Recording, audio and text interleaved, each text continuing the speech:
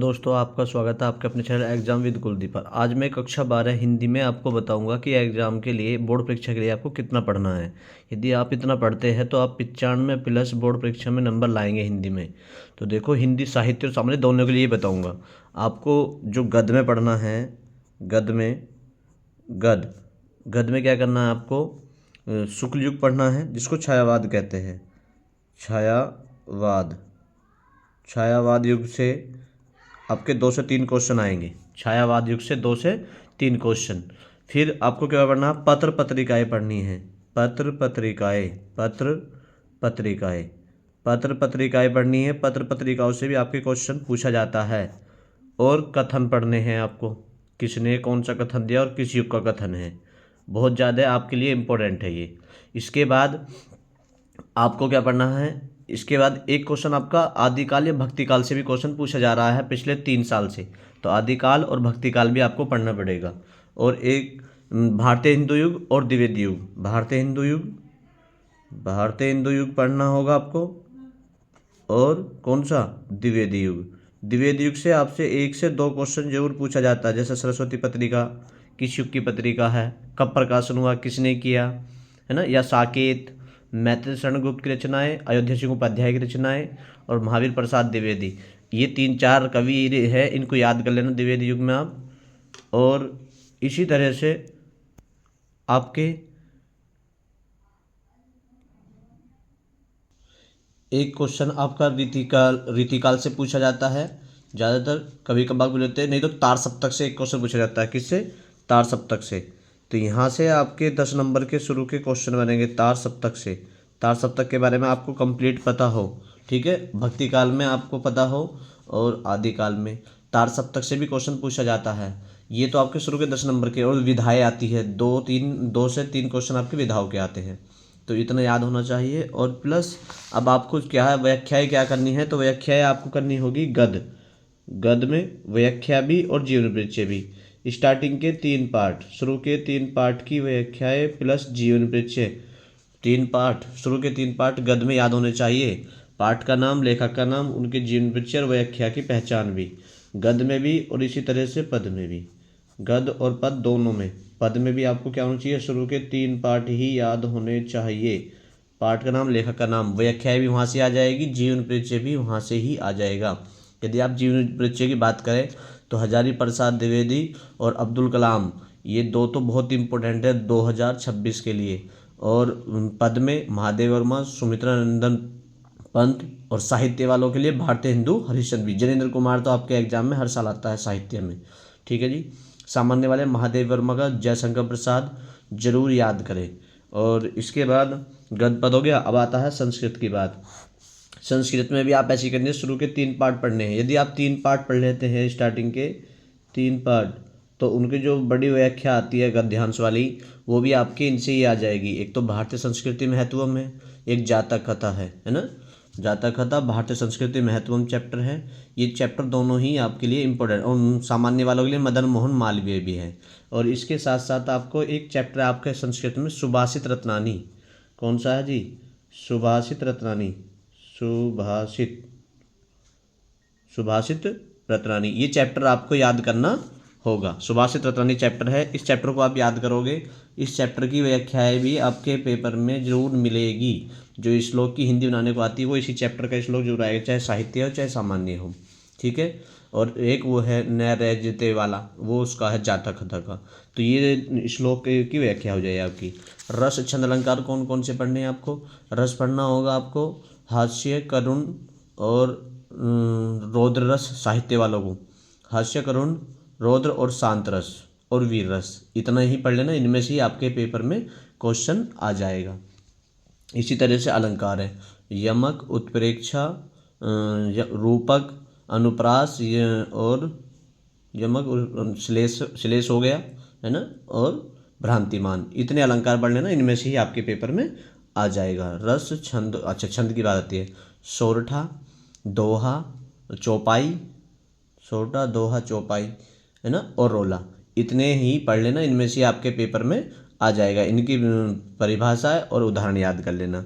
रस छदलंकार हो गया। इसके बाद आता है समास। समास से आपसे 3 क्वेश्चन आएंगे। 3 में से आपका साहित्य वालों में समास आते हैं, जो सामान्य हिंदी उसमें समास नहीं आते हैं।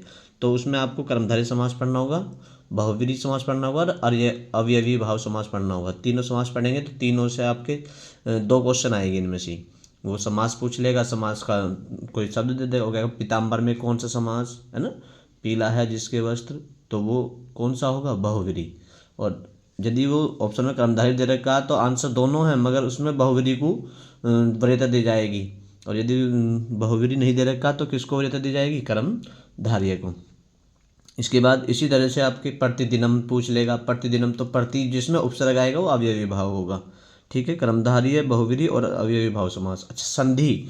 साहित्य वालों को संधि कौन सी पढ़नी है? देखो संधि के लिए आपके सिलेबस बहुत बड़ा संधि का सिलेबस है। 3 क्वेश्चन आएंगे संधि से। कितने क्वेश्चन आएंगे? 3।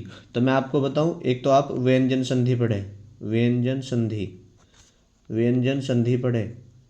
इसके व्यंजन संधि जैसे टट्टी का हो गया, तत् प्लस टिका, है ना, उल्लेख, उत प्लस लेख, इस तरह के क्वेश्चन आएंगे आपके पेपर में है। हरिश्चंद्र, ये व्यंजन संधि पढ़नी है। और आपको अयादि, अयादि संधि पढ़नी है। अयादि संधि जो स्वर संधि का एक प्रकार है, अयादि संधि। एक क्वेश्चन आपका इससे आएगा, एक क्वेश्चन इससे आएगा, 3 क्वेश्चन आते हैं।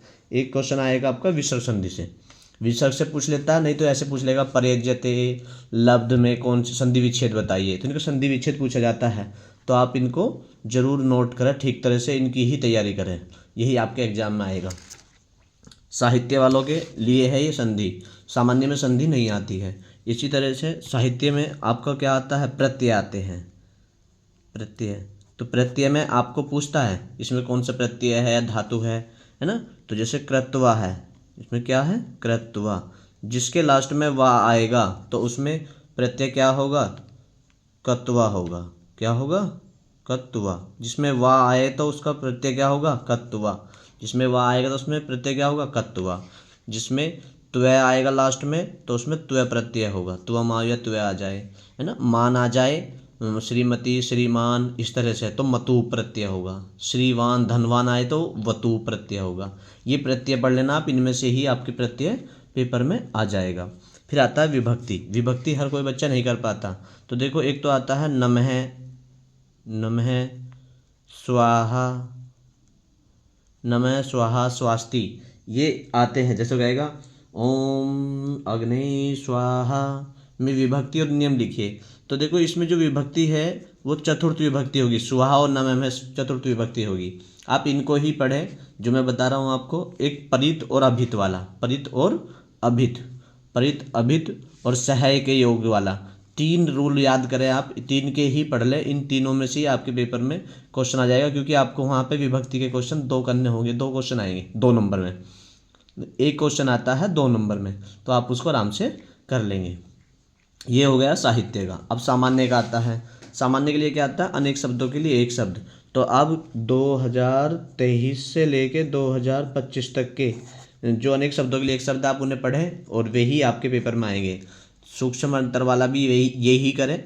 जैसे अंश और अंश में एक अंश कंधा होता है और एक होता है हिस्सा, इस तरह के जो क्वेश्चन आते हैं वो भी आपके इसी से आ जाएंगे 2023 से 24 में। अनेक शब्दों के लिए एक शब्द भी इसी से आ जाएगा, सूक्ष्म अंतर वाला भी, और एक शब्द के 2 अर्थ लिखने के लिए, जैसे अर्क, अर्क, अर्क के 2 शब्द लिखो, अर्क के 2 शब्द लिखो। तो अर्क किसे कहते हैं, सूर्य को, और एक होता है अर्क, पौधा भी होता है ना। इसी तरह से अंबर के पूछ लेता है कि अंबर के 2 शब्द लिखो, 2 अर्थ लिखो। तो अंबर को एक तो वस्त्र हो गया और एक हो गया आकाश, तो ये 2 अर्थ हो गए ना। इस तरह के जो आपको पढ़ने हैं 2023 से 25 तक जो क्वेश्चन बोर्ड परीक्षा में आए हैं उन्हें ही पढ़ना है, और इनमें से आपके पेपर में क्वेश्चन आ जाएंगे।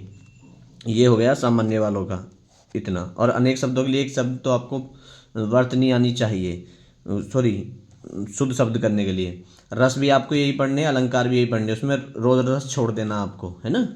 और रस अलंकार हो गए। अच्छा, अब आपका बचा पत्र। तो पत्र सामान्य वालों के लिए, पत्र क्या है सामान्य वालों के लिए, एक तो ऋण लेने के लिए, बैंक से ऋण लेना है आपको, है ना। एक सफाई वाला पत्र, मोहल्ले की सफाई करानी है आपको, है। और एक नियुक्ति पत्र, ये सामान्य वालों के लिए है, सामान्य वालों के लिए। और इसमें से ही यदि आपको साहित्य वालों को करना तो शुरू के 2 कर सकते हैं आप ये। और इसमें यहाँ पे आपका क्या होता है, अनौपचारिक पत्र आ सकता है साहित्य वालों में। अनौपचारिक पत्र, अनौपचारिक पत्र कैसे, जो अपने सगे संबंधियों को लिखा जाता है, या कहीं आप घूमने जा रहे हो हैं, उसको बुलाना है, या किसी चीज़ का वर्णन करना, किसी की दुख की बात या सुख की बात कहनी है, तो किसी भी तरह का आ सकता है आपका। औपचारिक और अनौपचारिक दोनों टाइप के आ सकते हैं साहित्य वालों को, तो आपको डरने की जरूरत नहीं। वैसे समस्या पर जरूर आता है, कोई ना कोई समस्या होती है, उस पर निबंध लिखने के लिए जरूर आता है।